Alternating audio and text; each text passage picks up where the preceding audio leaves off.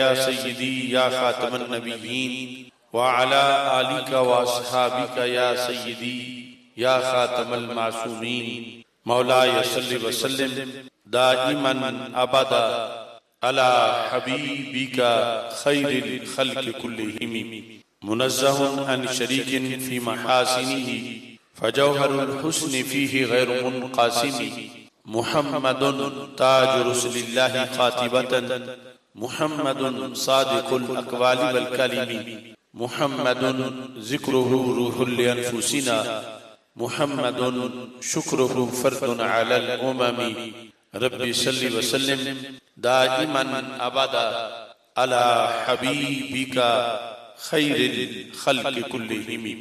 बिहम्दिल्लाह मिला हक से अकीदा अहले सुन्नत का, बिहम्दिल्लाह मिला हक से अकीदा अहले सुन्नत का, पढ़ा है कुदसियों ने भी कसीदा अहले सुन्नत का।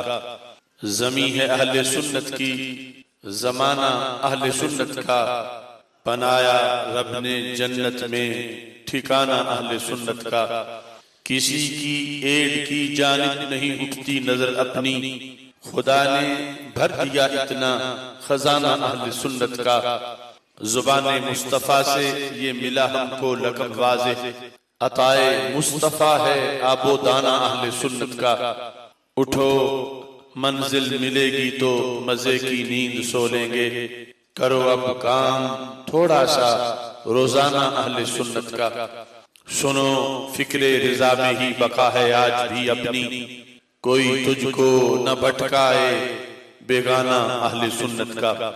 अल्लाह तबारक व तआला जल्ला जलालुहु व अम्मा नवालुहु व तम्मा बुरहानुहु व आज़मा शानुहु व जल्ला ज़िक्रुहु व अज़्ज़ा इस्मुहु की हम्दो सना और हुजूर सरवरे कायनात मफ़ख़रे मौजूदात ज़ीनत बज़्मे कायनात दस्तगीरे जहां गम गुसारे ज़मां सय्यदे सरवरां हामी बेकसां क़ाइदुल मुरसलीन ख़ातमुन नबिय्यीन अहमद मुज्तबा जनाब मुहम्मद मुस्तफ़ा सल्लल्लाहु अलैहि वालिहि व अस्हाबिहि व बारक वसल्लम के दरबार गौहरबार में हदिया दुरूद सलाम अर्ज करने के बाद रब्बे ज़ुल जलाल के फजल और तौफीक से कोयटा की सरजमीन पर मदरसा मीरा ले तहफ़ीज़िल कुरान के जलसा दस्तार फजीलत के मौका पर आज की इस अज़ीमुश्शान अज़मत कुरान कॉन्फ्रेंस का इनेकाद किया जा रहा है। मुफ्ती आज़म बलोचिस्तान शेखुल हदीस व तफसीर हजरत किबला मुफ्ती मोहम्मद हबीब अहमद नक्शबंदी साहिब हाफिज़हुल्लाह ताला इस कॉन्फ्रेंस की सदारत फरमा रहे हैं। शेखुल हदीस अल्लामा मोहम्मद अब्दुर राज़िक हबीबी साहिब, साहिबजादा मुख्तार अहमद हबीबी साहिब, पीर सैयद बहादुर शाह जिलानी साहिब, मुफ्ती मोहम्मद जाहिद नोमानी साहिब, अल्लामा फरमान अली हैदरी साहिब, कसीर तादाद में उलमा व मशाइख इसमें रौनक अफरोज हैं। मेरी दुआ है खालिक़े कायनात जल्ला जलालुहु मदरसा मीरा ले तहफ़ीज़िल कुरान को अपनी जगह अता फरमाए, अपनी बिल्डिंग और क़यामत तक के लिए रब्बे ज़ुल जलाल इसको इल्म व हिकमत का एक सरचश्मा बनाए।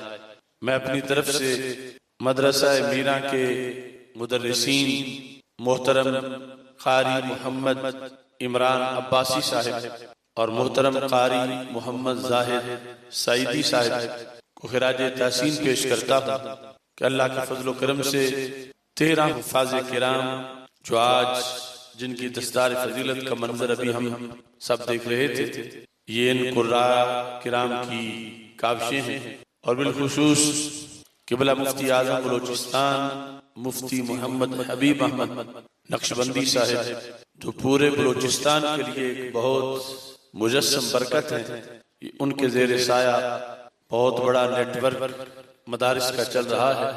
अल्लाह आपका साया तादेर सलामत फरमाए और खालिक़े कायनात जल्ला जलालुहु इन बच्चों को जिन्होंने कुरान मजीद हिफ्ज़ किया है उलूम कुरान पढ़ने की भी तौफीक अता फरमाए और खालिक़े कायनात जल्ला जलालुहु इस मदरसा को मजीद बहारें अता फरमाए।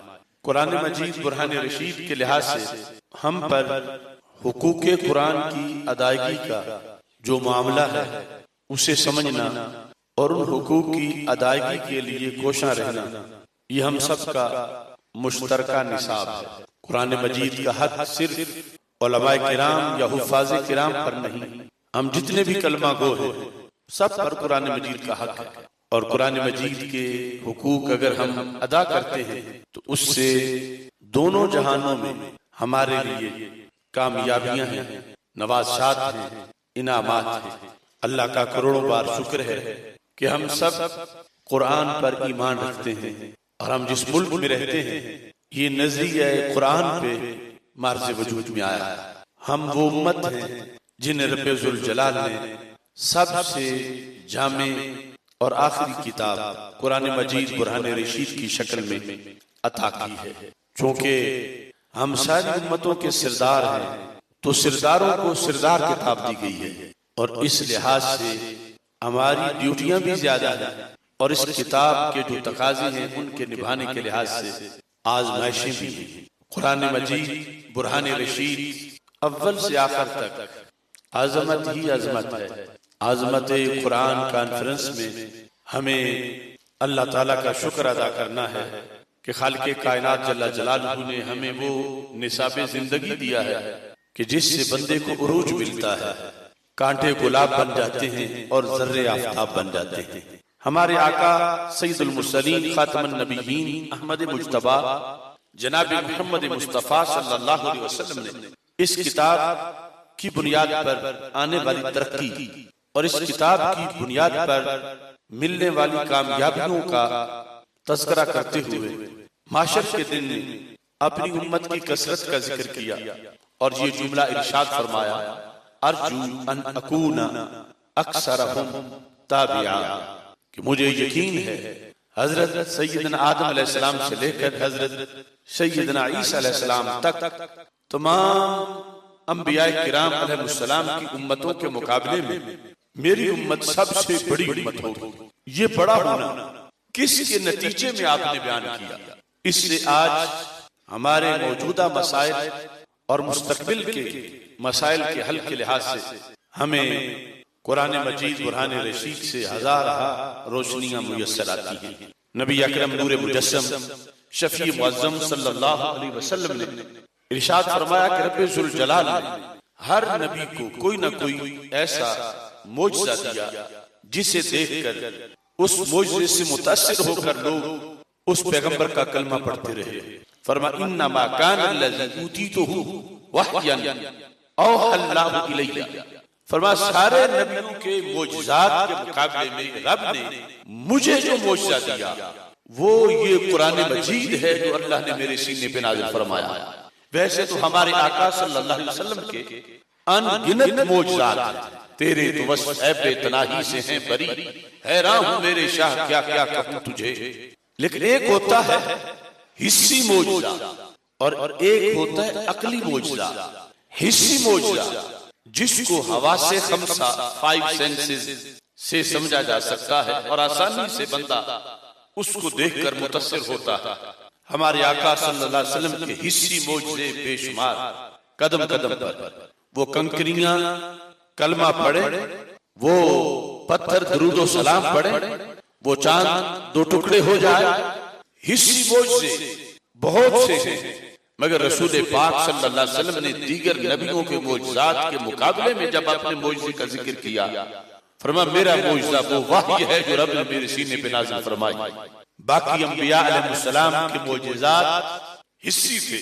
हमारे आका सल्लल्लाहु अलैहि वसल्लम का सबसे बड़ा मोजज़ा हिस्सी नहीं अकली है। हजरत सालेह अलैहिस्सलाम की ऊंटनी पहाड़ से निकली, ये एक हिस्सी मोजज़ा था। इससे मुतासिर होने के लिए कोई 9-10 साल डीपली मुताला की जरूरत नहीं थी कि फिर जाके पता चले कि कमाल इसमें क्या है। हजरत मूसा अलैहिस्सलाम का असा जो डंडा था, लकड़ी थी, सांप की शक्ल में आया, वो भी एक हिस्सी मोजज़ा था। तमाम अंबिया किराम अलैहिस्सलाम के मोजज़ात हिस्सी थे। हिस्सी मोजज़ा समझ जल्द आ जाता है, बंदा मुतासिर भी जल्द होता है, लेकिन वो जब तक हवास के सामने है तो मोजज़ा है, हवास से हट जाए तो फिर मोजज़े की खबर रह जाती है। सालेह अलैहिस्सलाम की ऊंटनी आज मौजज़ा नहीं, उस वक्त मौजज़ा था। आज मौजज़े की खबर है। हजरत मूसा अलैहिस्सलाम का आसा आज मौजज़ा नहीं, आज मौजज़े की खबर है। लेकिन कुरान कल भी मौजज़ा था, कुरान आज भी मौजज़ा है। रब्बे ज़ुल जलाल ने जिन्हें ताजदारे खत्म नबूवत बनाया, उन्हें मौजज़ा भी खत्म नबूवत वाला अता किया। कुरान कल भी कह रहा था, इन कुंतुम फी रैबिन मिम्मा नज़्ज़लना अला अब्दिना फअतू बिसूरतिन मिन मिस्लिही वदऊ शुहदाअकुम मिन दूनिल्लाह इन कुंतुम सादिकीन। कुरान आज भी यही कह रहा है। न कल कुरान का कोई जवाब था, न आज कुरान का कोई जवाब है। जब उतरा था तो कह रहा था, एक सूरत जैसी सूरत बना के ले आओ, आयत जैसी आयत बना के ले आओ। आज भी वही ऐलान है। न उस वक्त इसका जवाब था, न आज इसका जवाब है। तो हमारे आका सल्लल्लाहु अलैहि वसल्लम ने इस बुनियाद पर फरमाया कि दीगर पैगंबरों पर उतरने वाली वाही थी, मगर वाही को मौजज़ा नहीं कहा गया। उनके मौजज़े इसके अलावा थे, वो इसी थे। ना तौरात ने कहा फातू बिसूरतिन मिन मिस्लिही, ना ज़बूर ने कहा, ना इंजील ने कहा, ना सहाइफ में आया, ये कुरान ने कहा। तो इस बुनियाद पर मेरे आका सल्लल्लाहु अलैहि वसल्लम ने फरमाया, जब मेरा मौजज़ा हमेशा चमकता रहेगा तो मेरे दीवाने हमेशा बढ़ते रहेंगे, मेरी नबूवत का फैज़ हमेशा बढ़ेगा, मेरा मौजज़ा लोगों को ज़ुल्मत से निकाल के नूर हमेशा देता रहेगा। मैं अगरचे दुनिया से चला भी गया, मगर मेरा कारवां नहीं रुकेगा, मेरी उम्मत की तादाद में इजाफा होता चला जाएगा। अर्जू अन अकूना अक्सरहुम ताबिया। जब कुरान मेरा मौजज़ा है और कुरान हमेशा चमकेगा और कुरान हमेशा खुशबू बखेरेगा, कुरान हमेशा नूर बांटेगा, तो मेरी आका सल्लल्लाहु अलैहि वसल्लम ने फरमाया, मुझे यकीन है फिर जितनी बड़ी उम्मत मेरी होगी, इतनी बड़ी उम्मत किसी भी नबी की नहीं होगी। उम्मत की अज़मत और कुरान का बड़ा आपस में रिश्ता है। उम्मत की कसरत और कुरान का आपस में बड़ा राबता है। उम्मत की हैबत, सतवत, अज़मत और शौकत का कुरान मजीद के साथ बड़ा ताल्लुक है। और नबी अकरम नूर मुजस्सम शफी मुअज़्ज़म सल्लल्लाहु अलैहि वसल्लम का ये फरमाना कि अर्जु अन अकून अक्सरहुम ताबिया, इसका एक मतलब तो यही है जो मैं पहले बयान कर रहा हूं कि किसी भी पैगंबर की उम्मत एक तरफ खड़ी करोगे, मेरी उम्मत उसके मुकाबले में बड़ी होगी। उस नबी की कितनी भी बड़ी उम्मत हुई, मेरी उम्मत जब सामने आएगी तो मेरी उम्मत उस उम्मत से बड़ी होगी, क्योंकि मेरी उम्मत कुरान वाली उम्मत है। और दूसरा इसका ये मतलब है जो राजे है कि तमाम अंबियाए किराम अलैहिस्सलाम की उम्मतें जिन्हें जन्नती करार दिया जाएगा, पास होने वाली उम्मतें, वो सारी अगर इकट्ठी कर ली जाएंगी एक ग्राउंड के अंदर, तो फिर भी मिलकर भी वो मेरी उम्मत का मुकाबला नहीं कर पाएंगी। मेरी अकेली उम्मत उन सब उम्मतों से बड़ी उम्मत करार पाएगी। यानी बजरिया कुरान जो जन्नत में जाएंगे, बजरिया ताजदारे खत्म नबूवत सल्लल्लाहु अलैहि वसल्लम जो जन्नत में जाएंगे, जन्नत की कुल आबादी में इनकी आबादी सबसे ज्यादा होगी। इसलिए ये इरशाद फरमाया, फिल जन्नति मिअतुन व इशरून सफ़ा समानून मिनहा मिन उम्मती, कि जन्नत में कुल 120 सफ़े होंगी, हर सफ़ में अरबों खरबों लोग मौजूद होंगे। तो हमारे आका सल्लल्लाहु अलैहि वसल्लम इरशाद फरमाते हैं, उन 120 सफ़ों में से 80 सफ़े तो मेरे गुलामों की होंगी। जन्नत का 1/3 एरिया सारी उम्मतें, सारे नबियों के मौजज़ात का असर, सारे नबियों की तबलीग का फैजान, उससे जन्नत का 1/3 हिस्सा भरेगा। और पूरी जन्नत के 2 हिस्से फैज़े कुरान से भर जाएंगे, कुरान के नूर से, कुरान की तबलीग के फैजान से, कुरान वाली उम्मत की वजह से। और बिलखुसूस जिनके सीने पे कुरान नाज़िल हुआ, ताजदारे खत्म नबूवत हजरत मोहम्मद मुस्तफा सल्लल्लाहु अलैहि वसल्लम, आपका ये मौजज़ा इसका इतना फैजान करार पाया है। और मेरे आका सल्लल्लाहु अलैहि वसल्लम ने माशर का गज़ट भी देकर बता दिया है कि इसका फैजान कितना है।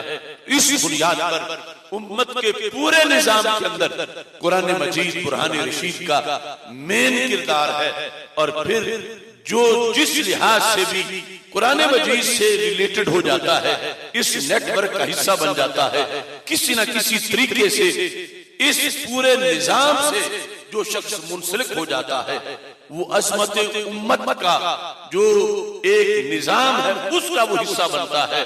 इसलिए जिंदा लोगों में जमीन पर जो मौजूद हैं उम्मत मुस्लिमा के अफराद में से वो अफराद अजीम तरीन अफराद हैं कि जिनका ताल्लुक या तो कुरान पढ़ाने से है, या कुरान पढ़ने से है, या पढ़ने पढ़ाने वालों के साथ ताउन करने वालों से है। क्योंकि ये पहली उम्मतों के मुकाबले में इस उम्मत की जो सिरदारी है, उस सिरदारी के अंदर मेन जिस चीज के असरात हैं, उन असरात की महवर किताब को कुरान मजीद कहा जाता है।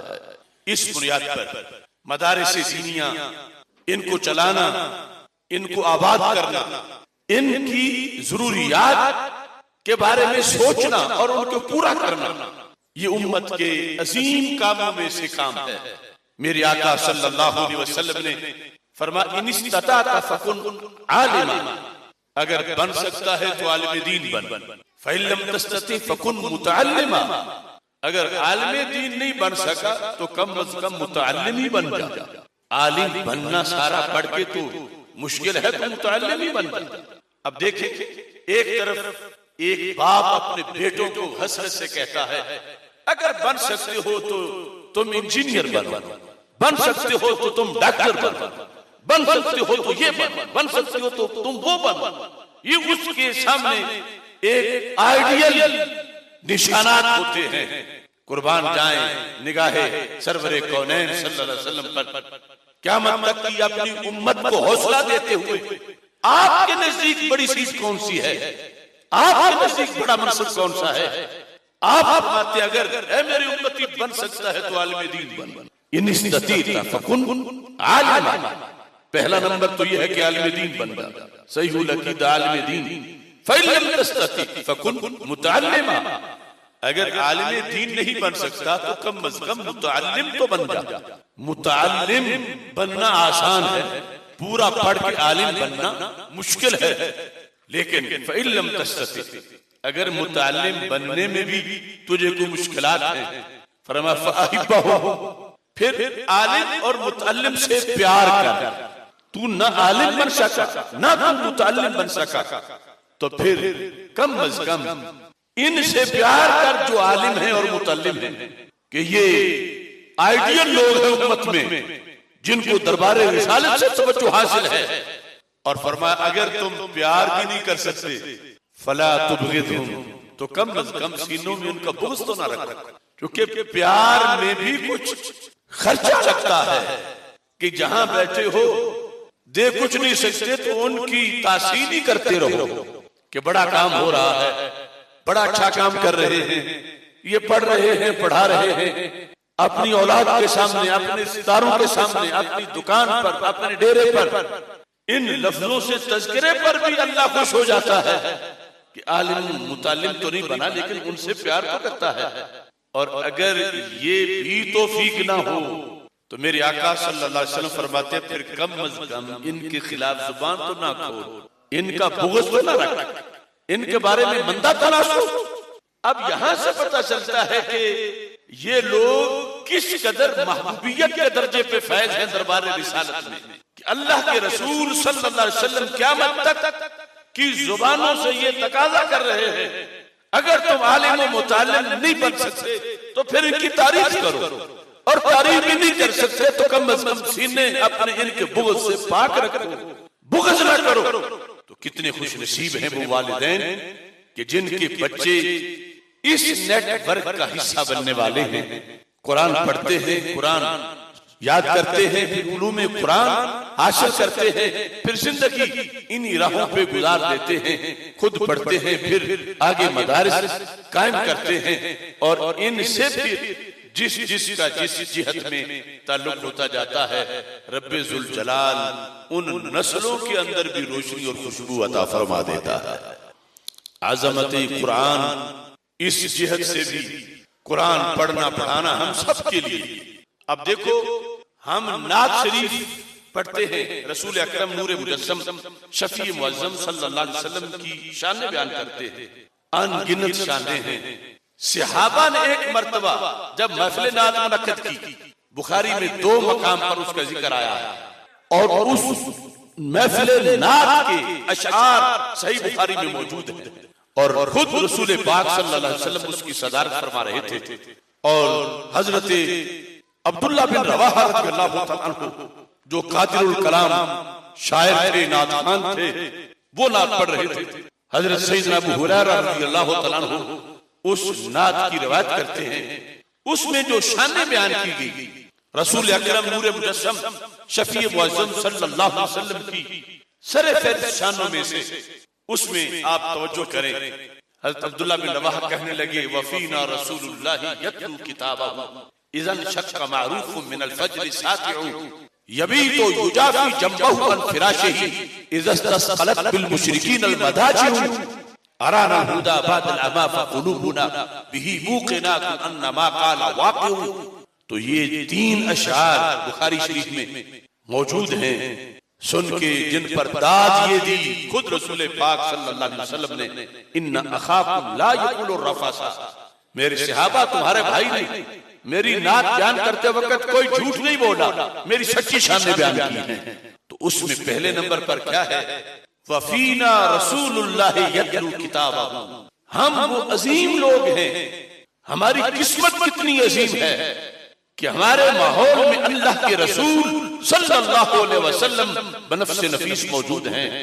वो रसूल जिनकी शान ये है, यतलू किताबहु इज़न शक्का मारूफुम मिनल फज्र सातिउ, रात की जब पौ फूटती है, सुबह सादिक से पहले पौ फूटने पर अल्लाह के रसूल सल्लल्लाहु अलैहि वसल्लम का मामूल क्या होता है, काम उनकी उम्मती हैं, उधर पौ फूट रही होती है, सुबह सादिक हो रही होती है, उधर हमारे नबी अलैहि सलाम की जुबान पे अल्लाह का कुरान होता है।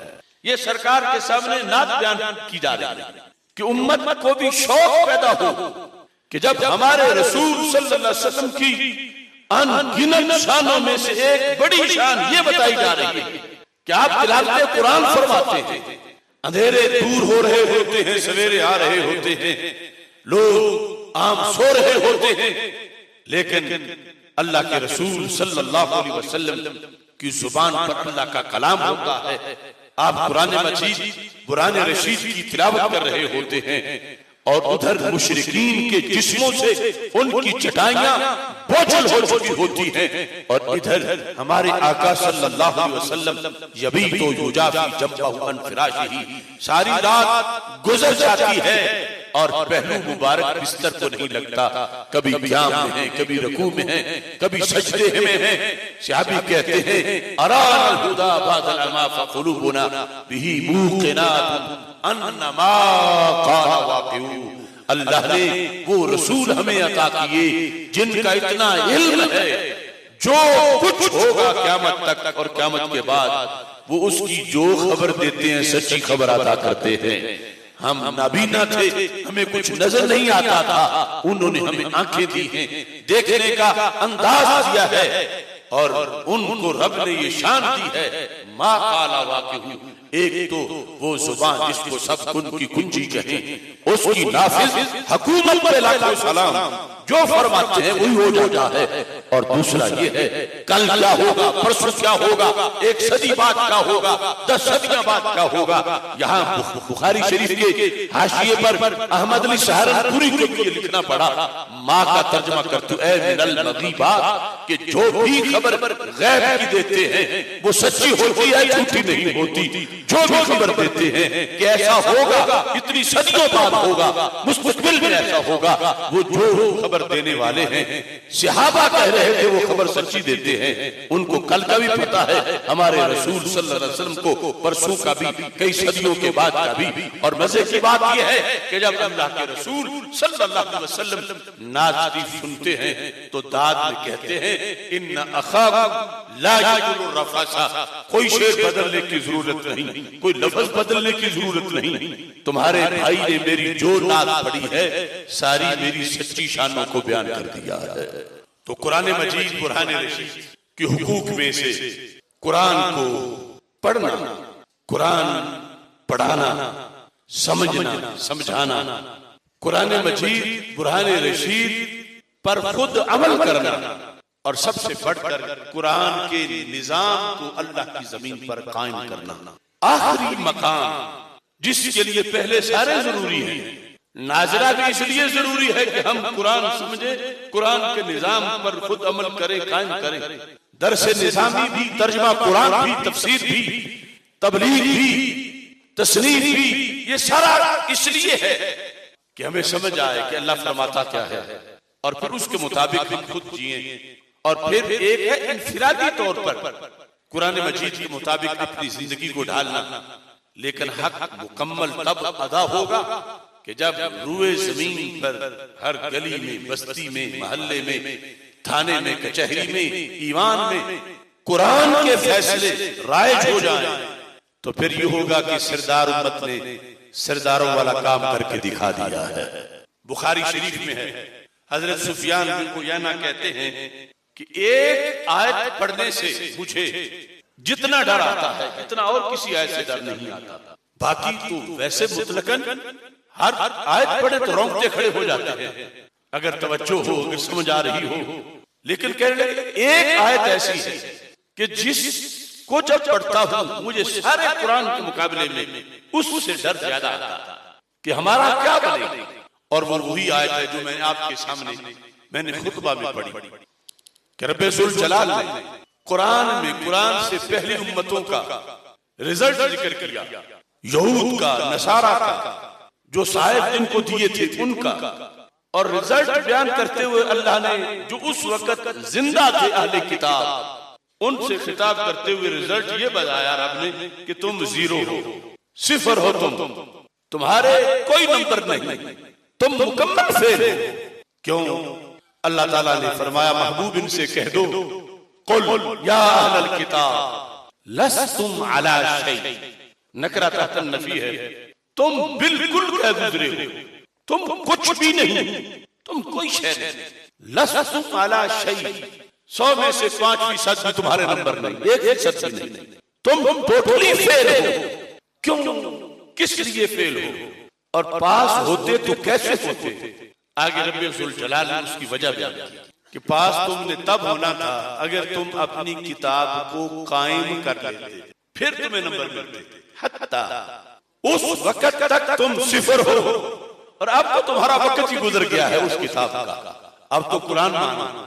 हत्ता तुकीमुत तौरात वल इंजील वमा उनजिला इलैकुम मिर रब्बिकुम, तुम्हें नंबर तब मिलने थे कि तुम तौरात को कायम करते, तुम पास तब होते कि तुम इंजील को कायम करते, तुम पास तब होते तुम सहायत को कायम करते। ए अहले किताब, उस वक्त तुम रुए जमीन पे जिंदा हो जब कुरान नाजिल हो रहा था, तुम सारे जीरो हो, क्योंकि तुमने जो तुम्हें वक्त दिया गया था उस पे अपनी अपनी किताब को कायम नहीं किया। और अब तो वैसे ही वक्त गुजर गया, अब तो उनका जमाना ही नहीं, अब तो जमाना ही कुरान का है, अब निजात इससे मिलेगी। लेकिन तुम जीरो हो इसलिए कि तुम अपनी किताब को कायम नहीं कर सके।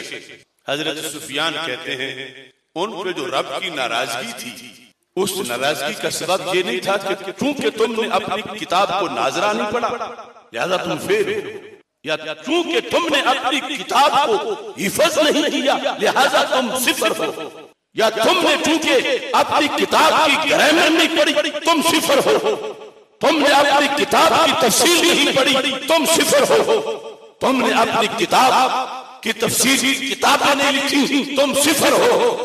का रब ने इसलिए सिफर नहीं कहा, रब फरमाता तुमने किताब को कायम नहीं किया लिहाजा सिफर हो। कहां था निजाम तुम्हारी तौरात का, कहां था निजाम तुम्हारी इंजील का, कहां जमीन पर फैसले सहायफ के मुताबिक हो रहे थे।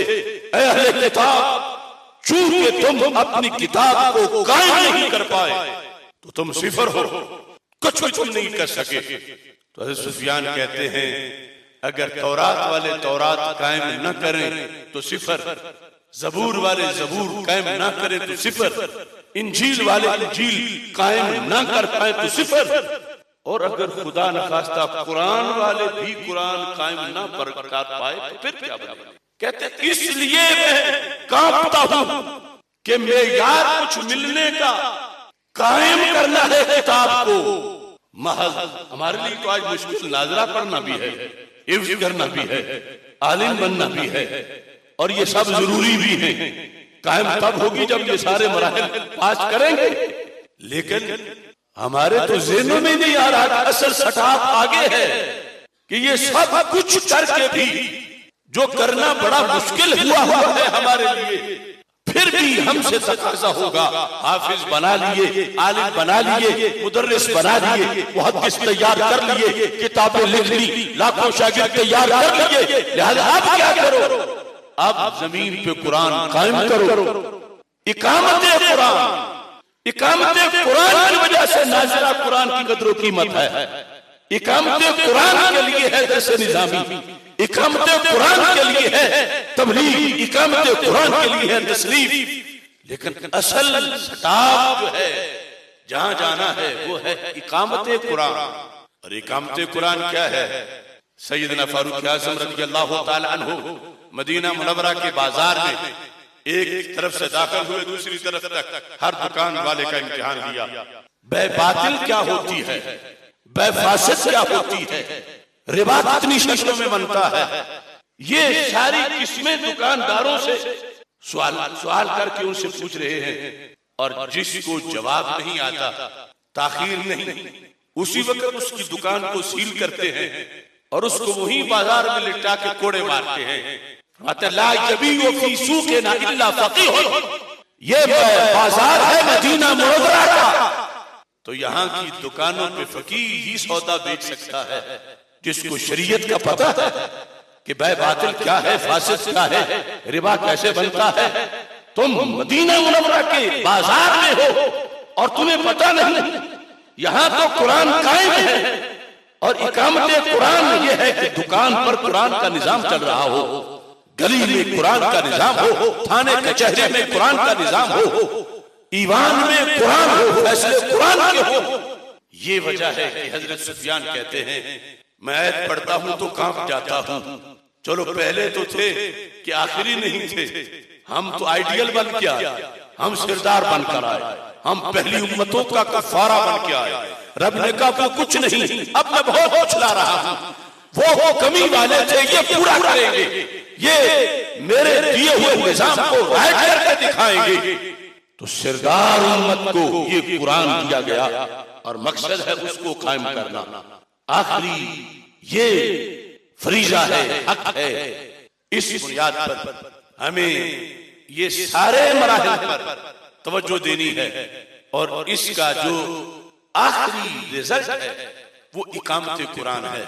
और इकामत कुरान ऐसे नहीं होगा कि अगर हम ये छोड़ दें और कहें कि डायरेक्ट हम इकामत कुरान चाहेंगे तो वो एक ख्वाब होगा, ख्याल होगा। इकामत कुरान के लिए ये सारे सेटअप हैं, नाज़रा पढ़ना हो या हिफ्ज़ करना हो या दरसे निज़ामी के, ये सब कुछ पढ़ के सीख के सिखा के इसी से ही वो रास्ता हमवार किया जा सकता है। इसके अलावा वो लूट मार हो सकती है या वो जलाओ गिराओ या धमाके तो हो सकते हैं, लेकिन हकीकत में जो इनकिलाब कुरान है वो नहीं हो सकता। उस इनकिलाब कुरान के लिए ये एक तदरीजी अमल है जो आपने देखा। ये कौम के बेटे हैं, ये पढ़ रहे हैं, आगे पढ़ेंगे, पढ़ाएंगे, दायरा वसी होता चला जाएगा। और इसमें सिर्फ हमें ज़हनों में तो ये रखना चाहिए कि हमने जाना कितना दूर है और मकसद हमारा कितना आला है। हमने अपने अकाबिर की कोशिशों को भी एक किस्म की तकमील देनी है। 3 सदियों तक जिद्दोजहद के बाद ये जमीन हासिल की गई इकामत कुरान के लिए कि हम ऐसी जमीन ले जहां हम कुरान कायम कर सके। अगर अंग्रेज का राज हो तो कुरान कायम नहीं हो सकता, हिंदू बन गया हो कुरान कायम नहीं हो सकता। लिहाजा हमें जमीन चाहिए कुरान कायम करने के लिए। 3 सदियां लग गई इस अजीम मिशन पर, 20 लाख जानें लग गई इस अजीम मिशन पर, और फिर जाकर जमीन मिल गई कि चलो कुरान कायम कर लो। लेकिन इतने साल गुजर गए, अभी कुरान कायम नहीं हुआ। 1948 की बात है कि हमें पाकिस्तान के सिर्फ चंद महीने बाद अल्लामा अता मोहम्मद बंदियाली रहमतुल्लाह अलैह आपने अपने सफरनामे में लिखा है, पीर ऑफ गोलड़ा शरीफ रहमतुल्लाह अलैह के साथ आप इसी रास्ते बलोचिस्तान से ईरान, इराक आगे फिर उम्रे पे गए। कहते जब हम इराक में पहुंचे तो उलमाए इराक ने हमारा बड़ा इस्तेमाल किया। सबब पूछा गया कि इतना ये क्यों फरेबता है पाकिस्तान के उलमा व मशाइख पर। तो बड़े बड़े उलमा ने कहा हम कुर्बान तुम पे, हम अरबी होकर आज तक इस्लाम के लिए चंद किलोमीटर का इलाका भी हासिल नहीं कर सके कि जहां इस्लाम नाफिज हो। तुमने तो पूरा देश इस्लाम के लिए हासिल कर दिया।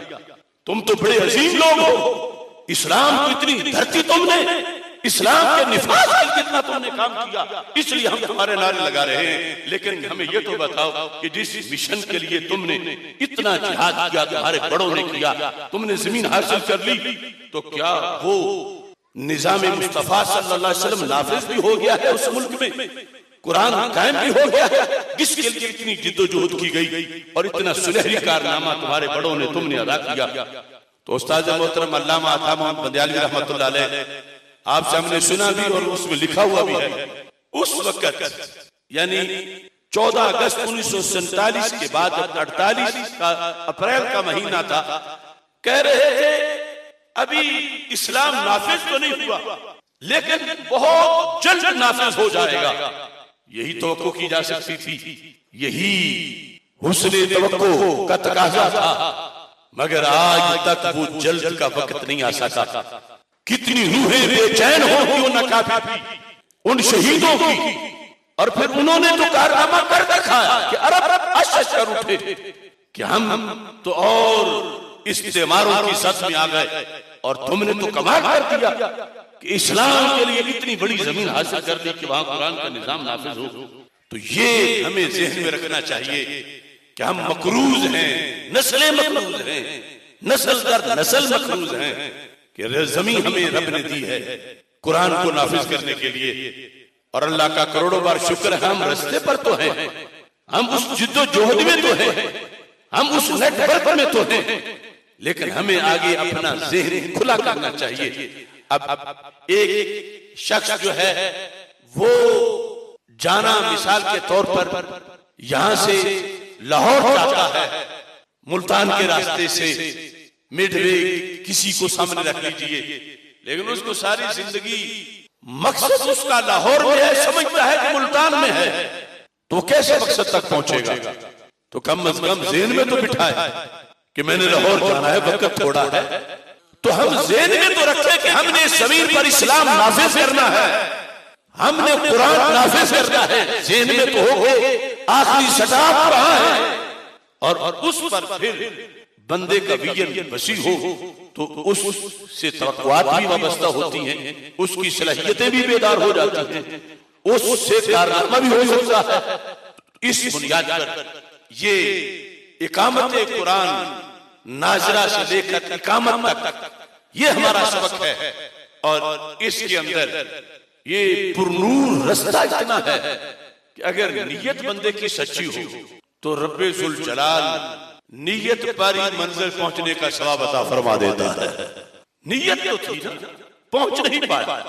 बुखारी शरीफ में हदीस शरीफ है कि जब तबूक की जंग से फारिग हुए हमारे आका सल्लल्लाहु अलैहि वसल्लम फरमा इन्ना बिल मदीनति कौमा, मदीना मुनव्वरा में एक कौम ऐसी है, यानी कुछ लोग, इन चंद सहाबा रदियल्लाहु तआला अन्हुम, मुनाफिकीन की बात नहीं, सहाबा किराम रदियल्लाहु तआला अन्हुम की बात। फरमा शारिकूना व हुम बिल मदीना, ऐ तबूक के गाजियों, अगरचे वो यहां नहीं आए लेकिन रब ने सवाब का कोटा पूरा उनको भी दे दिया है। शारिकूना व हुम बिल मदीना, बैठे हुए वो मदीना मुनव्वरा में हैं। हालांकि तबूक की जंग, ये सीरत में तफसील है कि हमारे आका सल्लल्लाहु अलैहि वसल्लम जिन गज़वात में शरीक हुए, जो सबसे दूर जाके जंग लड़ी वो तबूक की थी। उसके मुश्किलात ज्यादा थे, फंड रेजिंग भी हुई, फिर भी कहा था लंबा सफर, थकावट, फिर जख्मी होना सहाबा का, शहादतें, काफिरों को मारना। इसके बाद फरमाया तुम्हें अजर मिला तो उनको घर बैठे मिल गया। तो सहाबा किराम रज़ियल्लाहु तआला अन्हुम जो तबूक में साथ थे, उन्होंने पूछा कैफा वहुम बिल मदीना थी। कैफा से मतलब ये इतराज नहीं था, ये था कि मान गए हम, उन्हें मिला, लेकिन महबूब कैसे मिला ये सबब भी समझा दो। हम भूखे रहे, प्यासे रहे, सफर करें, जख्मी हो, जाने दे, फिर अजर मिले, उनको घर बैठे मिल जाए। तो मेरे आका सल्लल्लाहु अलैहि वसल्लम ने फरमाया हबसहुमुल उज़्र शारिकून बिहुस्निन निय्या। फरमाया मैं उनकी बात कर रहा हूँ, उनके दिल में जानता हूँ, वो 100% आने को तैयार थे, लेकिन जब आने का वक्त आया तो वो बीमार, वाकई बीमार थे, बीमारी की वजह से आ नहीं पाए। दिल उनके हमारे साथ धड़क रहे थे। रब ने नियत पर ही अमल का सवाब अता फरमा दिया है और फरमा दिया नियतुल मोमिन खैरुम मिन अमलिही, कि अमल तो दायरा है